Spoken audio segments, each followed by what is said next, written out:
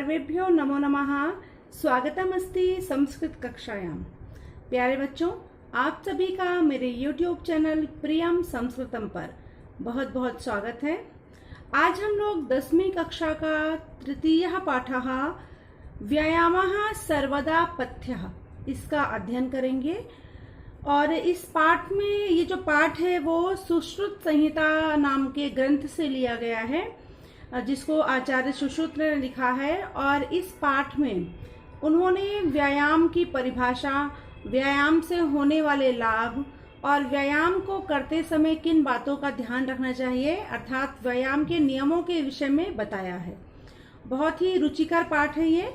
तो आइए शुरू करते हैं इस पाठ को। व्यायामः सर्वदा पथ्यः। तृतीयः पाठः व्यायामः सर्वदा पथ्यः। व्यायाम सर्वदा यानी हमेशा, पथ्यः हितकारी होता है, कल्याणकारी होता है। बच्चों, ये आपका श्लोक है, पद्यांश है, तो इसको हमेशा सस्वर वाचन करते हैं पद्यांशों का। तो सबसे पहले मैं श्लोकों का सस्वर वाचन करूंगी। आप भी मेरे साथ इन्हें उसी लय में पढ़ने की कोशिश करें। उसके बाद फिर मैं आप लोगों को हर श्लोक का हिंदी अर्थ बताऊंगी। तो शुरू करते हैं। पहला श्लोक। शरीरायास जननम कर्म व्यायाम संगीतम तत्कृत्वा तु सुखम देहम विमृदनीयाति समन्ततः। अर्थ देखते हैं इसका। शरीरायास जननम, शरीर के प्रयास से उत्पन्न कर्म को ही व्यायाम संगीतम, व्यायाम कहा जाता है। शरीर के प्रयास से यानी शरीर के परिश्रम से उत्पन्न होने वाले कर्म को ही व्यायाम कहते हैं। तत्कृत्वा, तत् उसे, कृत्वा करके, तु सुखम देहम सुखद शरीर की, विमृदनीयाति समन्ततः, विमृदनीयात अर्थात मालिश करनी चाहिए, समन्ततः पूरी तरह से, यानी व्यायाम को करने के बाद शरीर की अच्छे से मालिश करनी चाहिए। दूसरा श्लोक देखते हैं।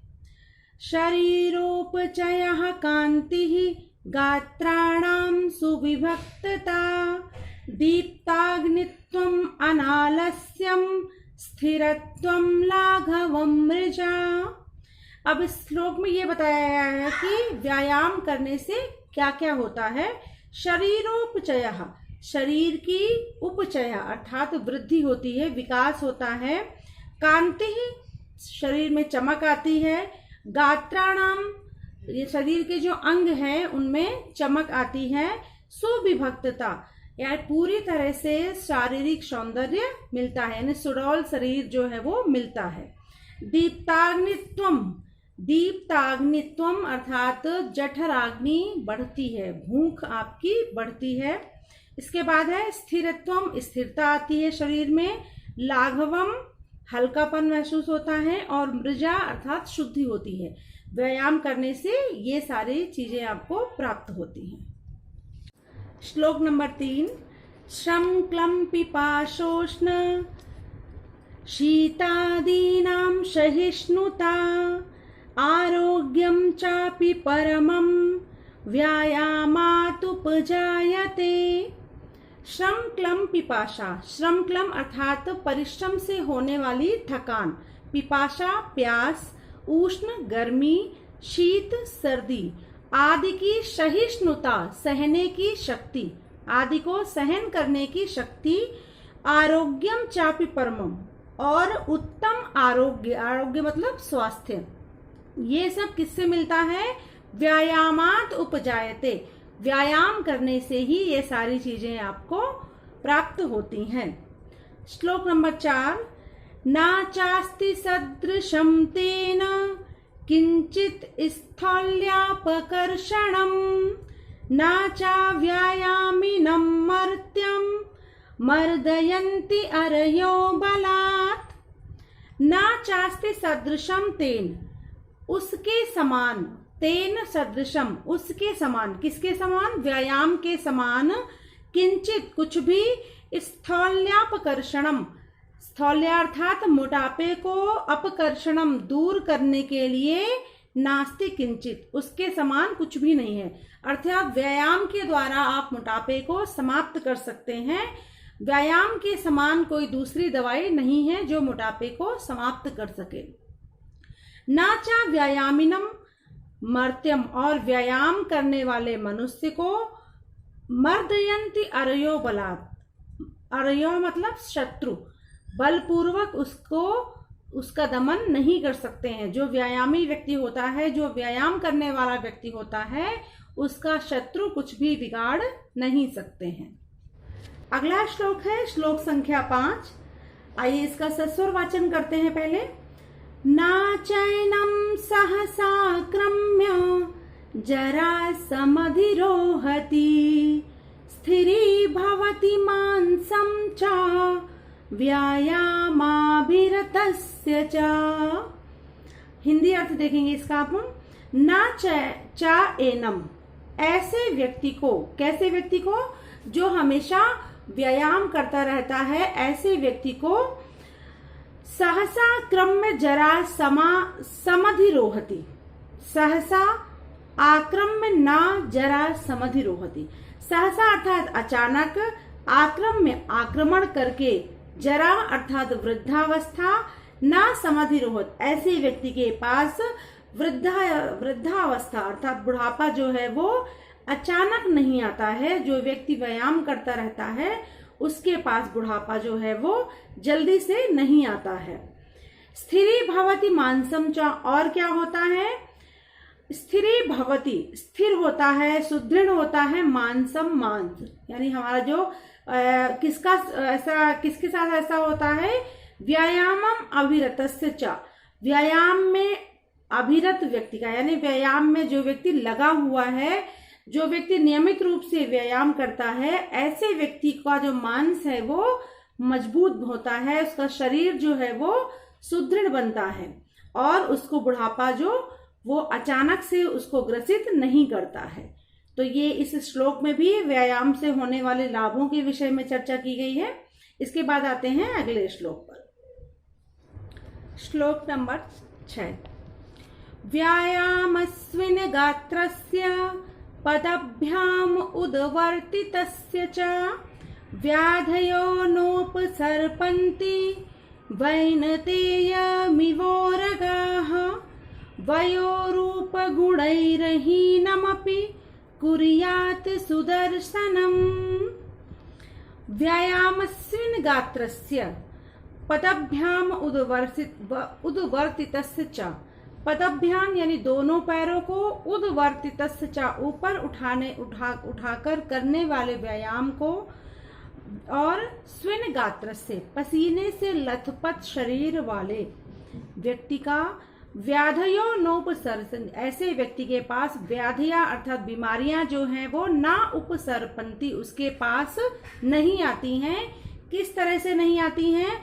वैनतेयमिवोरगाः, वैनते अर्थात गरुड़ पक्षी, और गरुड़ पक्षी के पास जैसे से उरगाह सांप, जिस प्रकार से गरुड़ पक्षी के पास सांप नहीं जाते हैं, उसी प्रकार से व्यायाम करने वाला व्यक्ति जो दोनों पैरों को ऊपर उठा करके व्यायाम करता है, ऐसा व्यायाम करता है, और जिसको व्यायाम करने के बाद जिसका शरीर जो है वो पसीने से लथपथ हो, ऐसे व्यक्ति के पास व्याधियां अर्थात बीमारियां उसी प्रकार नहीं जाती हैं जिस प्रकार से गरुड़ के पास में सांप नहीं जाते हैं।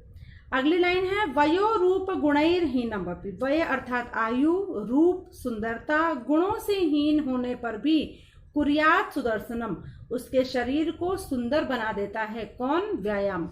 अर्थात जो व्यायाम है वो आयु, गुण, रूप आदि से हीन व्यक्ति को भी सुंदरता प्रदान करता है, उसकी सुंदरता को बढ़ा देता है।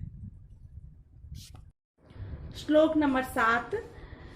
व्यायामं कुर्वतो नित्यं विरुद्धमपि भोजनं विदग्धम् अविदग्धं वा निर्दोषं परिपच्यते। व्यायामं कुर्वतो नित्यम, हमेशा प्रतिदिन व्यायाम करने वाले व्यक्ति को विरुद्धमपि भोजनम, विरुद्ध भोजन भी, यानी जो खराब भोजन होता है ऐसा भोजन भी और कैसा भोजन? विदग्धम पका हुआ और अविदग्धम आधा पका हुआ। निर्दोषम परिपच्यते बिना किसी परेशानी के परिपच्यते पच जाता है। जो व्यक्ति व्यायाम करने वाला होता है, जो प्रतिदिन व्यायाम करता है, ऐसा व्यक्ति अगर खराब भोजन भी कर ले और पका हुआ या कच्चा भोजन भी कर ले तो ऐसा भोजन जो है वो उसको बिना किसी कमी के, बिना किसी परेशानी के वो उसके शरीर में पच जाता है। श्लोक नंबर 8। व्यायामो हि सदा पथ्यो बलीनां स्निग्ध भोजिनां साचा शीते वसन्ते च तेषां पथ्यतमः स्मृतः। व्यायामो हि सदा पथ्यो बलीनां स्निग्ध भोजिनां। व्यायाम किन लोगों के लिए कल्याणकारी होता है? बलीनाम बलवान लोगों के लिए, और स्निग्ध भोजिनाम गरिष्ठ भोजन करने वालों के लिए विशेष रूप से कल्याणकारी होता है। साचा शीते बसंते चा उसे शीत ऋतु में और वसंत ऋतु में तेसाम उनके लिए पथ्यतमः स्मृतः पथ्यतमः अर्थात कल्याणकारी स्मृतः माना जाता है। ऐसे लोगों के लिए शीत ऋतु और वसंत ऋतु में वो अधिक कल्याणकारी माना जाता है, यानी उनके लिए वो अनुकूल माना जाता है। इसके बाद है श्लोक नंबर 9। सर्वेषु ऋतुषु अहरः पुंभिरात्मा हितैषिभिः बलस्यार्धेन कर्तव्यो व्यायामो हन्त्यतो अन्यथा।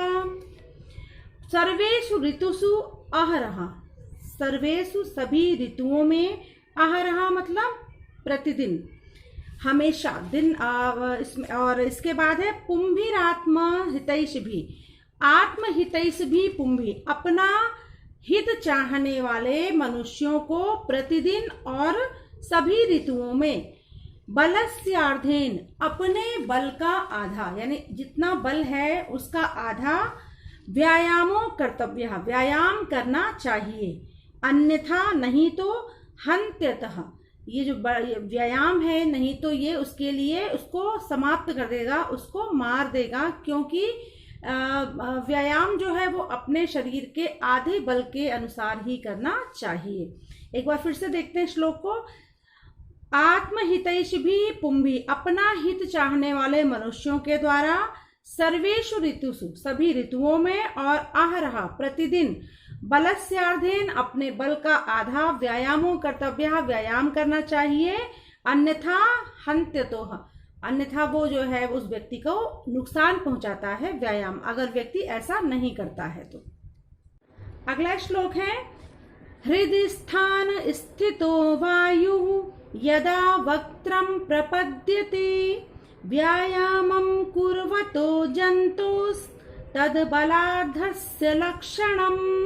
इसमें यह बताया गया है कि आपको कैसे पता चलेगा कि आपके शरीर के आधे बल के बराबर आपने व्यायाम कर लिया है। उसका लक्षण बताया गया है कि हृदय स्थान स्थितो हृदय में स्थित वायु यदा जब वक्त्रम प्रपद्यते मुख में आ जाए, जब हमारे शरीर के अंदर स्थित वायु मुख में आ जाए। यहाँ पर इसका तात्पर्य है कि जब आप व्यायाम करते करते आपकी सांस जो है वो बाहर को आने लगे, आप हांफने लगे, तो व्यायाम कुर्वतो जंतु व्यायाम करते हुए उस व्यक्ति को बलस्य आर्धस्य लक्षणम ये उसके आधे बल का लक्षण है। यानी जब आपके साथ ऐसा होने लगे तो आप समझ जाएं कि आपके शरीर का जो है आधे बल के बराबर आपने व्यायाम कर लिया है, अर्थात इसके बाद आपको व्यायाम नहीं करना चाहिए। इस पाठ का अंतिम श्लोक है वयोबल शरीराणि देश काल कालाशनानि च समीक्ष्य कुर्याद् व्यायामम्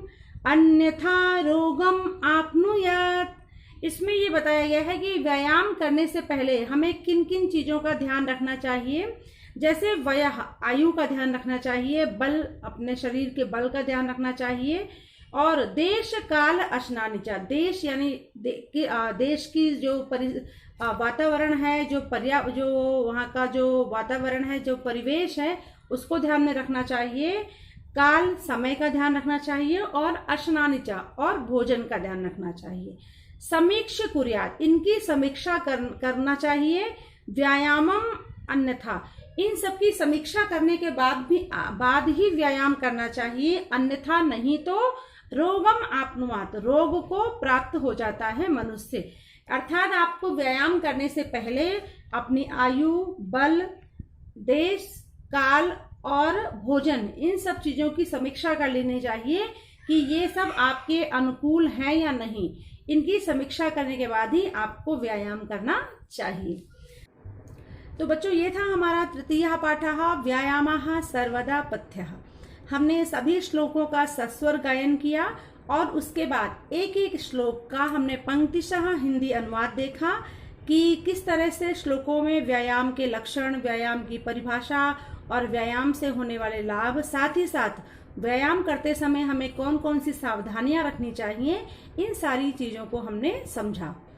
तो आशा करती हूँ आप सभी को ये वीडियो पसंद आएगा, और अगर पसंद आए तो चैनल को सब्सक्राइब करें, वीडियो को लाइक करें, शेयर करें, और इसके बाद आपके साथ एक नए विषय के साथ फिर मुलाकात होगी। तब तक के लिए सर्वेभ्यो नमो नमः, धन्यवादः, पुनः मिलामः।